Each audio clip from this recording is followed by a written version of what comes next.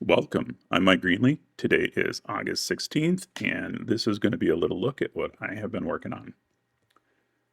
The other day, I was watching a video from Dex and Viva, and they were talking about a non-conference that they had done and some of the things that were talked about there.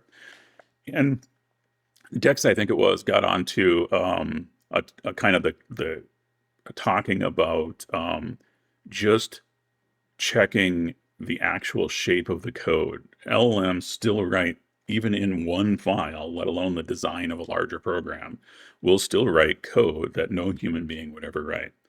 And it's kind of a gap in my current workflows. So I'll cover that in the future, maybe a little better, but the way that my workflow works at a high level is a design spec gets written, a ref loop runs over that design spec, and then there's a validation phase that makes sure that everything's passing the tests and that and then it lets it advance through the build phases that are laid out for that design. But that validation step, obviously it has to do all the unit tests and live tests, and it has the go linting in there. I didn't have anything in that was really holding the shape of the code, preventing the code from being written in stupid ways. In that video, when Dex was talking, it instantly occurred to me that all I really needed was another linter that just used inference for linting. And so that I could write a rule that said, well, don't write the code this way. Make sure, so let me back that up a little bit. So what the linter does is it enumerates through all the files and it says, fail if this file is doing this thing. And my thought when when that first thought came to me was maybe that will be cheap enough, and we'll find out. And so I quick wrote the tool and called it llm-lint because, I always name everything exactly literally. The first thing is my first thought was a worry that maybe it's too slow. And so here, let's blow the cache. Let's get stats out at the end, and let's make sure it actually outputs something for us to watch. And so I'm just going to run it on the LLM linter itself. What did I mess up? Oh, I misspelled cache. Sorry. Okay, so it is fast enough. We're using Gemini 3.7 Flash for this. I will experiment even with cheaper, faster models, but this was convenient.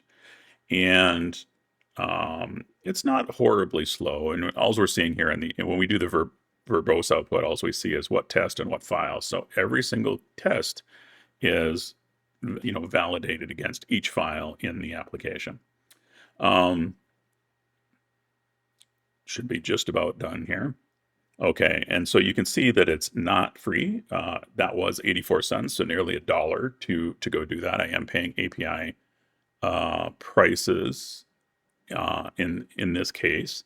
But if you run it again, it does cache. So llm-lint, and I don't want to blow the cache, but I still want to be verbose. And we'll show the stats just because. And you can see it runs pretty instantly and costs obviously nothing when the cache is populated. Okay, let's take a look at the actual rules. So if we take a look here, they are rules and then the built-ins. And there are two rules. And both of these rules came from their video. They were talking about these things, and they seem like good places to start. One of them was preventing it from putting sleeps in tests. I don't know if you've ever been doing any kind of concurrency work, and then it's trying to write a test, and it starts putting sleeps in there to make things work. I get these more in shell problems, usually little scripts that are doing things. But it is something, even to this day, that some models do. And then another rule was something that they talked about in the video. They had an example of like Ticketmaster, writing code in a way that you could use if you use booleans effectively for a state machine, multiple booleans meaning combine a combination of booleans meaning things. That's a bad way to write code because now you really can't ever change how the code affects one boolean. You have to go everywhere that the group of booleans is evaluated and modify the code, so it really spreads out really quick. Obviously, what it should be in most cases, probably in all cases, is just an enum where all of the states can be represented by one value. And so, this is all that a rule is. It is just a prompt that is asking, does this situation exist in this file? And then what happens, of course, is as you've seen when we ran it, it compares every rule to every file. Now, the way I've done, because there's a risk of cost here, the way I've done caching is that it's basically it's at the user level. So the key for the hash is a SHA of the rule and a SHA of the file. So if the file contents the rules will rarely change, right? They may if we find one is buggy, but the files, only if they ever change, will the file be reevaluated. Otherwise, it just short circuits through. As you can see, we're coming back with $0 here. So I don't have I don't have much experience using this. I have incorporated it into a little bit of my projects, and I'll be incorporating it into all of them here over time. And then now what this gives me is I very firmly believe that, when I'm finding flaws in the code, that I should not be editing the code. I am intending this to be a completely AI-driven, hands-off the code kind of loop. And so what I should be doing is correcting, in this case, if it's a code shape problem like this, now I have a place to put this feedback. So when my loop runs, it runs through a build plan, which is going to be some number of new design requirements to implement. And it breaks it down into pieces and it loops, and it has a verify stage in it.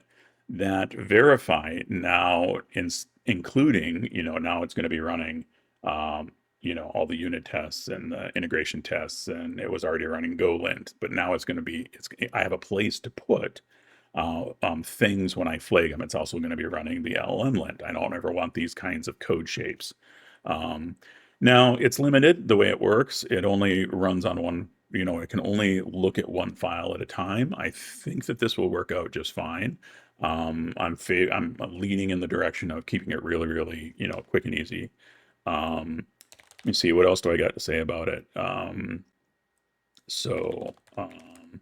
The help is probably a little bit ugly because, I just whipped this up in an hour or two yesterday, but it does support every model that my agent kit supports, which is fairly inclusive. I mean, most things anybody would want to run, not really crazy stuff, but most things anybody wants to run are in here. Probably DeepSeek is probably the thing that's missing, which probably needs to be added, but that's for another time. Okay, so that is what I was working on yesterday, and that is the purpose of these videos, is to share what I've been working on. So that's it, and we'll see you in the next video.